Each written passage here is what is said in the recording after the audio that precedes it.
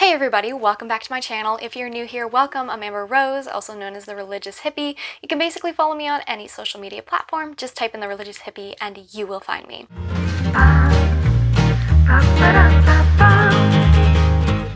So today we're going to be basically going over 5 things that I wish I would have known or would have told myself when I was a teenager.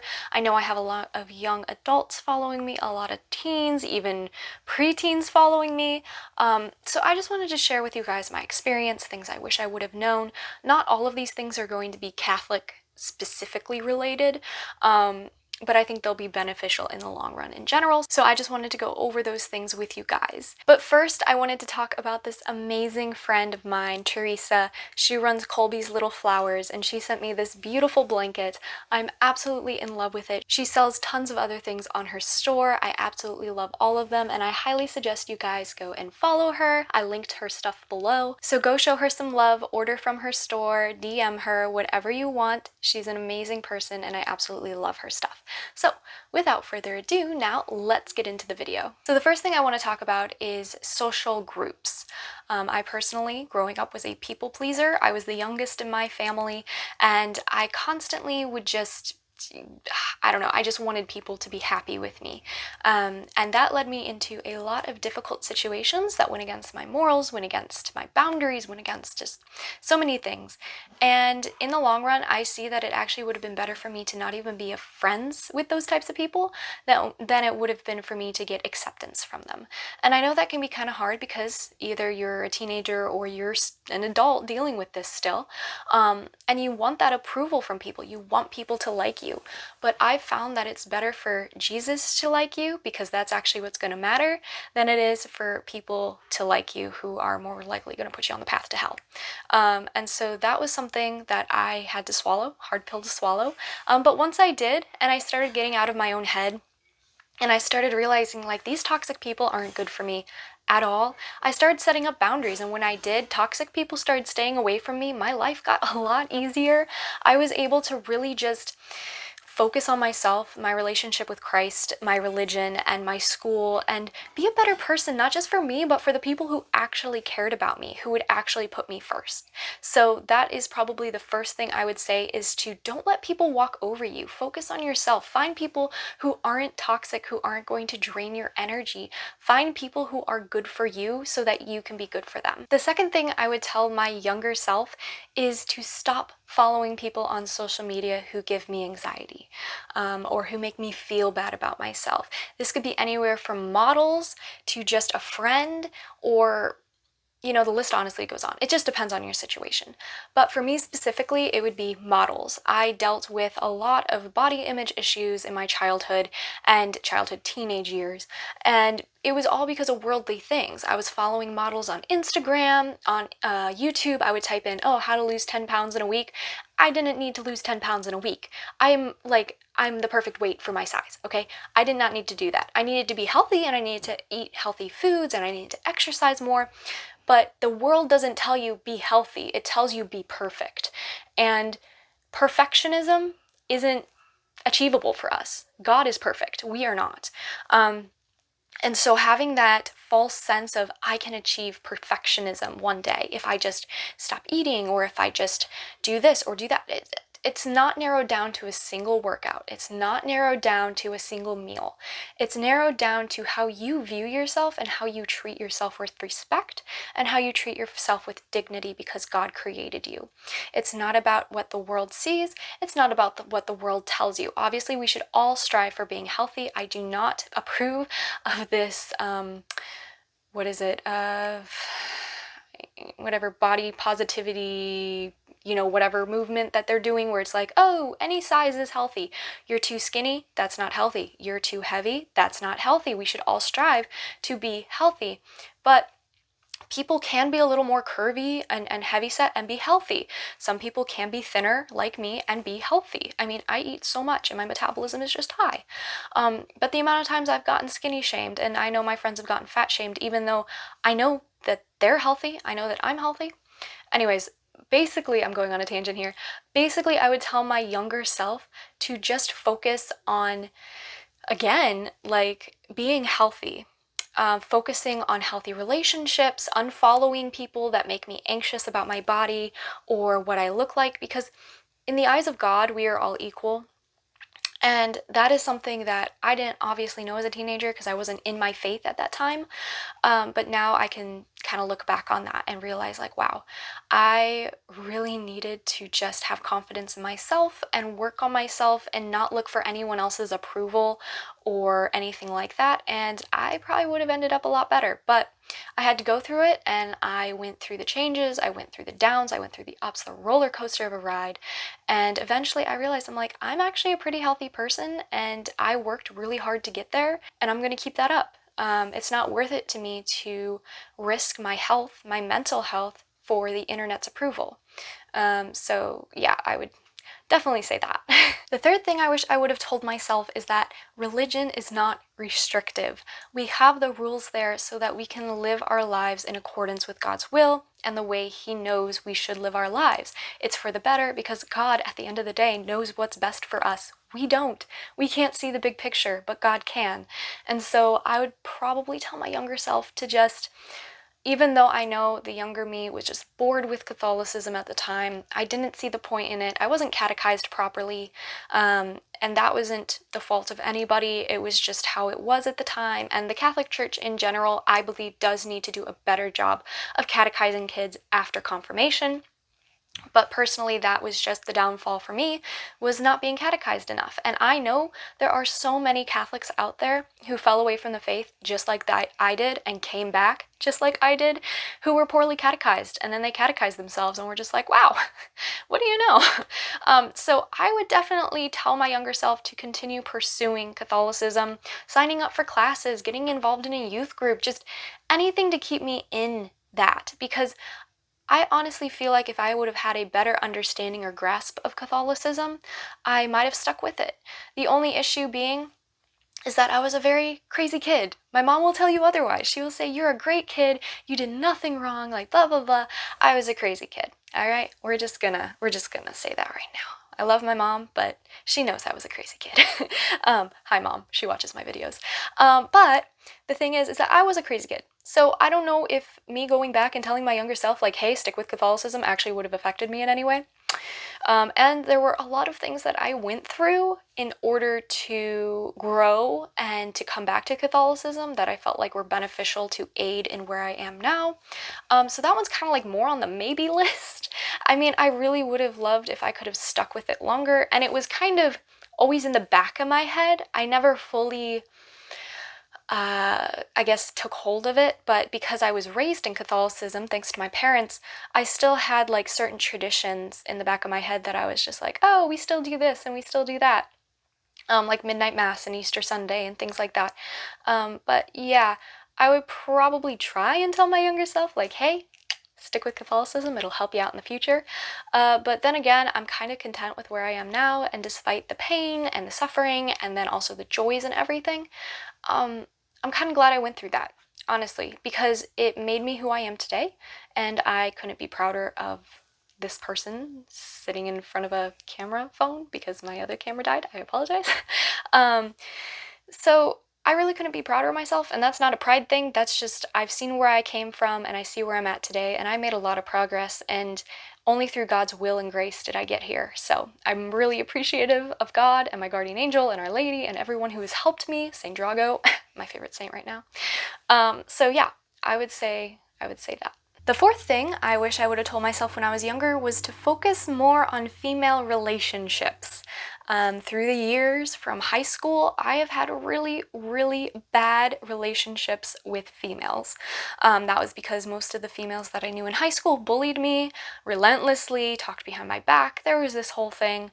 And you know, it's just crazy how that small, like 4 years of your life can impact the rest of your life. Well, I basically swore off all female relationships for the most part until I turned about 16-ish, give or take. And even then, I really didn't appreciate the female friends that I did have, and some were still pretty toxic, and others were actually really chill. I just never really found time to hang out with them. I never really took the time to hang out with them. And I wish I could just go back and tell myself, like, hey, you need females, good, strong females in your life, and people to talk to, things like that. And then, of course, I met Chloe, who is my best friend. She's amazing. I love her to death. And she's helped me through so many things. And then, of course, I've met Hannah and so many great people. But in reality, because of the fact that I just had such a bad experience with females in the past, I always prioritized my male friendships over my female friendships. My best friend, John, who is actually literally more like a brother than a best friend, we were raised together since 2013. Like, we just hung out all the time, blah, blah, blah. And I would always cancel plans with females to hang out with male friends instead of just being like, oh, actually I'm hanging out with so-and-so today, so I'll see you later. And this is kind of a ramble. I'm sorry if this doesn't make sense. But in other words, I would prioritize my male friends over my female friends. And that's not fair at all to my female friends, and I don't do that at all to Hannah or Chloe or anyone else who I'm friends with now. But when I was a teenager, man, I did that all the time. I would always prioritize my guy friends because I was just like, oh, they like me, or because I was just like, yeah, I don't really want to deal with the girl drama and this and that. And so I would always prioritize my guy friends.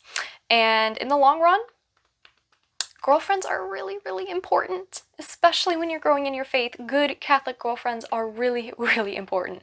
So honestly, try and find some good Catholic girlfriends because those are irreplaceable. And for men, find some good Catholic guy friends because honestly, those people will be with you through thick or thin. Like relationships, family troubles, this and that, whatever it might be. Like, you just need a good, solid, foundational friendship or group of friends. I have I would say about 6 or 7 friends that I can 100% count on. Half are Catholic, half aren't. And so they are like my world, they're my foundation, they are what I base a lot of things off of, and they are just awesome. And I can call them up whenever, and they're always down to hang out or talk or whatever I need. And I really wish I would have had that kind of support system in high school, because high school was just rough. If any of y'all are in high school, y'all know high school's rough. Whether you go to public school, you go to online school like I did, or you're homeschooled, which online high school, homeschooling, kind of the same. But it's rough. College is rough. Y'all, college is heckin' rough. And if you don't have a support system through your family, you really do need a support system on friends. And please do not be one of those people that's just a taker. Take. Also, give to your friends. If they feel like they can come to you, you can go to them. And they're more likely to help you out, blah, blah, blah. That is how you form connections, is through reciprocation. And number 5, the last thing I would tell myself is to apply myself in every area of my life and do my best. When it came to school, I always did my best and I applied myself, but I always felt like I fell short. I struggled with dyslexia, and I have some memory issues too, and so that didn't really help in school settings, even though I did online school and most of my tests were open book, etc. I just did not do well at all on paper tests. At all. I can't do it still. It gives me such bad anxiety. I freak out. I'm just like, I need some chamomile tea. I need some lavender in the air. I just freak out. Thumbs up if you guys freak out too, because then I don't feel so alone. But I would apply myself in school really hard, and it gave me a lot of anxiety, etc. And so when I started applying myself really hard into school, I stopped applying myself really hard in other areas. So while I was applying myself really hard, I kind of would burn myself out. And so I think applying myself is good, and doing my best is obviously good, but I didn't have to put all of my application towards school. I also played cello at the time. I could have applied myself more in cello. I could have applied myself more in singing, which I still do, singing and guitar, if you guys... Actually, I don't think I really posted any of that on my Instagram. Anyways, here's a clip.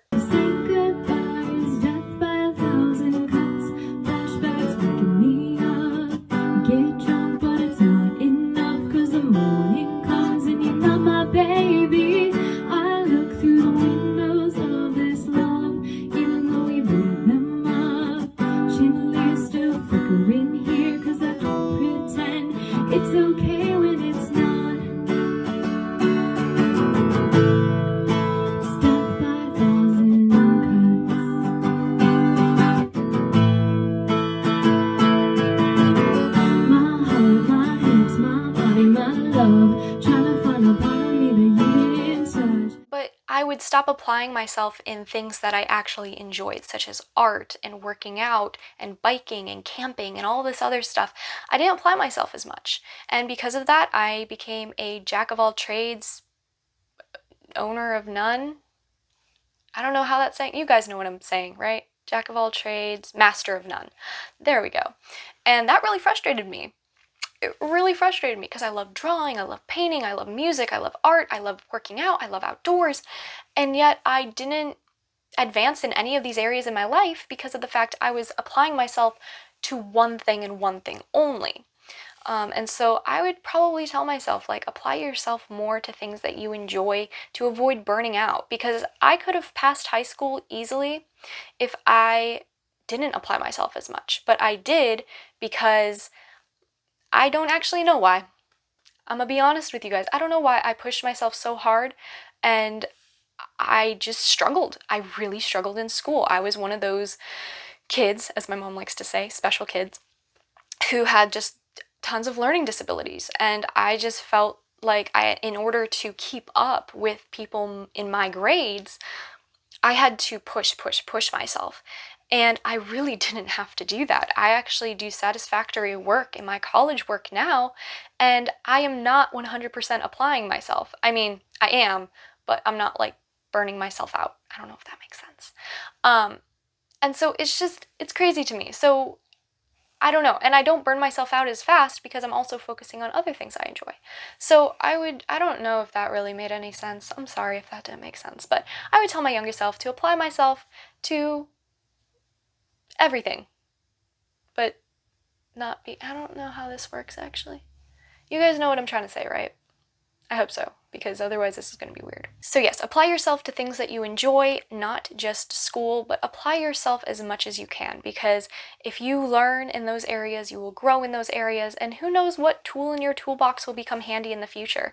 I know for a fact I played cello for 10 years, and one of the girls I watch now, who is now 11, she just picked up the cello.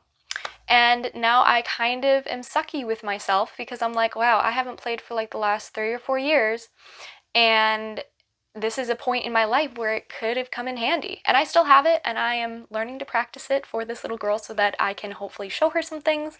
But it's just beautiful how things we learn when we're younger apply when we're older, either to people we love or to our own families, etc. So apply yourself and don't give up, because now I'm starting from scratch. Little bit. I mean, I remember some technique, but you know, it's just crazy. Anyways, I hope you guys enjoyed this video. Let me know things you would have told your younger self back in the day, and I will talk to you guys in the next video. Bye!